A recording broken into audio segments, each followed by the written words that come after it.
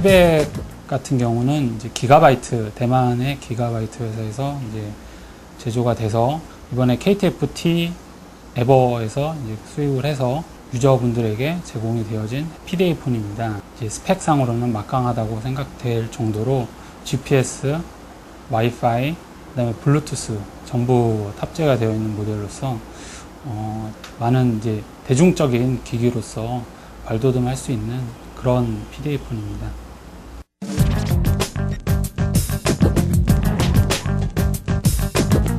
국내에 시판되고 있는 뭐 PDA 폰이라던가 핸드폰 같은 경우는 위피라는 그 핸드폰 체계가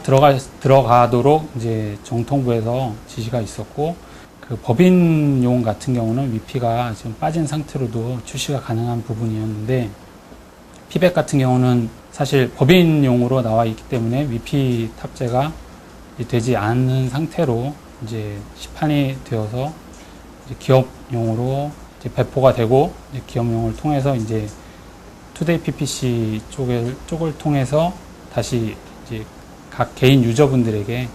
이제 제공이 되어진 폰입니다. 네, 위피 건 때문에 사실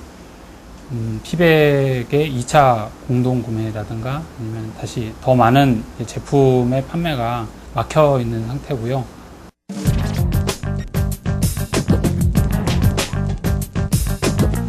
버그 같은 경우는 사실은 로컬라이징 문제에서 이제 국외 폰이기 때문에 국내에서 KTFT 쪽에서 이제 로컬라이징을 들어가는데, 로컬라이징에서 문제가 생겨서 PDA 폰으로서의 역할에 많은 지장을 미칠 정도로 그 폰 어플 로컬라이징이 제대로 되지가 않았고,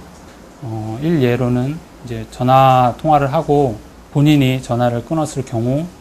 폰 어플에서 다시 스피커 쪽으로 리소스를 돌려주지 못하는 그런 문제 때문에 그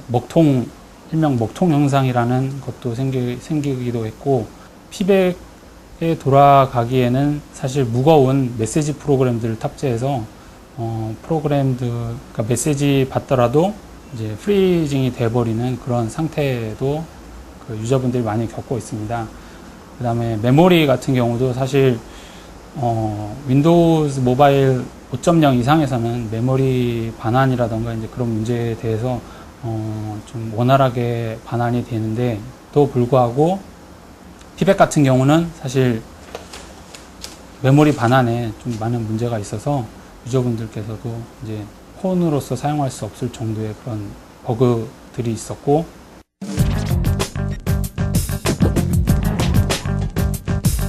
이 버그들에 대해서 이제 기가바이트 쪽으로 이제 직접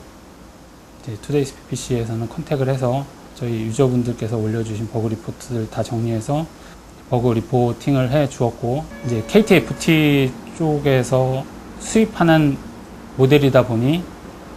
모든 정보는 KTFT 쪽을 통해서 이제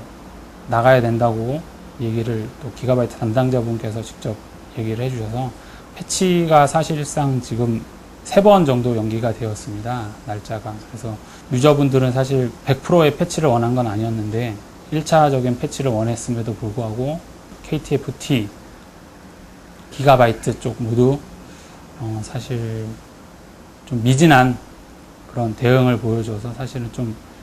유저분들도 그렇고 많은 안타까움을 좀 많이 표현했었습니다.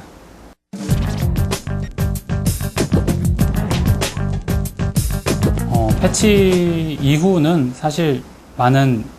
어플의 그런 이제 효용적인 그런 이제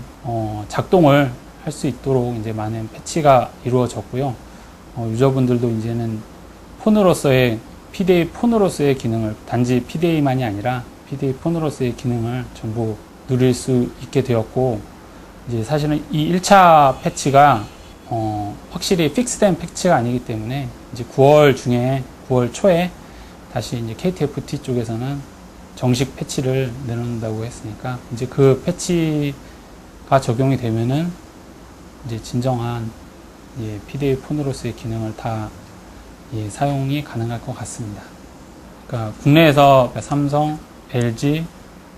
이제 그런 쪽이 아닌 해외 기업들이 이제 계속 들어오고 있는데, 지사가 설립되지 않은 상태에서 KTFT라던가 뭐 SK 네트워크스 등을 통해서 이제 AS 부분이 이루어지고 있는데, 사실은 정확한 정보가 없는 상태에서 지금 AS가 나오고 있는 상태고, 사실은 상담원들도 많은 정보 없이 단지 매뉴얼대로만 얘기를 해주는 그런 사실은 안타까운 일이 생기고 있는데, 해외 브랜드들이 많이 들어오면 들어올수록 경쟁이 또 생기게 되고, 이제 국내 회사들이 해외에 많이 출시했었던 그런 좋은 PDA나 PDA 폰들이 국내에도 이제 들어올 수 있는 기회가 많이 생긴 게 된 것 같아서 참 만족스러운데, AS 문제 같은 경우는 참 많이 개선이 되어야 되고 더 확대가 될 수 있는 면이 있었으면 좋겠습니다.